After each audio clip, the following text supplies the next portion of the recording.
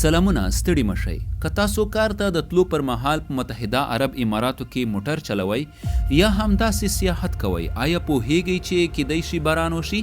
یا هم طوفان راځي د متحده عرب اماراتو ځینې اصول دي چې هغه باید ترسره کړئ که چیرې تاسې په طوفان او یا هم د باران پر وخت موټر چلوئ په دغه هیواد کې د هوا پیژندنې ادارې پولیسو ته ویلي دي چې ډرایوران باید ځینې لارښوونې تعقیب کړي لومړی مخکې له دې چې تاسې موټر چلونه پیل کړئ د موټر لایټونه چک کړئ تاسې باید ډاډ ترلاسه کړئ چې ستاسو د موټر ټول لایټونه کار کوي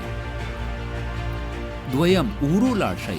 دوړې او ګردونه یا باران کیدای شي ستاسو مخکینی لیدلوری کمزوری کړي او په دې سره به تاسو ته ستونزې وي ترڅو مخکې ساحه صفا وګورئ نو تاسو په قرار تګ وکړئ ترڅو د ستونزې پر مهال موټر کنټرول کړئ شئ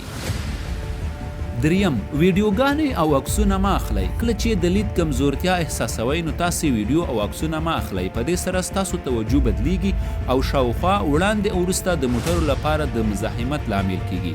ابوظبي پولیسو په خپل انسټاګرام لیکلي ستاسو د خوندیتوب او په سړک کې د نورو خوندیتوب لپاره مهرباني وکړئ ویډیوګانو په اخیستلو یا د ټلیفون په کارولو سره ګډوډي مه جوړوئ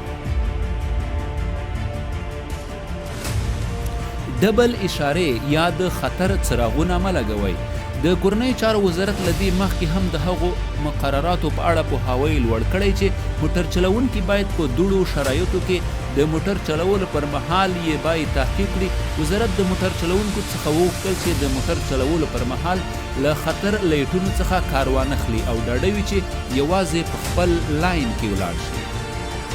پنځم RTE په خپله ویبپاڼه کې هغه موټر چلوونکو ته چې په دوړو شرایطو کې موټر چلوي لاندې مشوره هم ورکړې که هوا د موټر چلولو پر مهال دوړې شي خپلې کړکۍ وتړئ او په سړک کې ستاسو د خوندیتوب لپاره ایسي چالان کړئ یعنی کله چې تاسې د دوړو او یا هم د باران پر مهال موټر چلوئ خپلې ښیښې باید پورته کړئ او مزل ته ادامه ورکړئ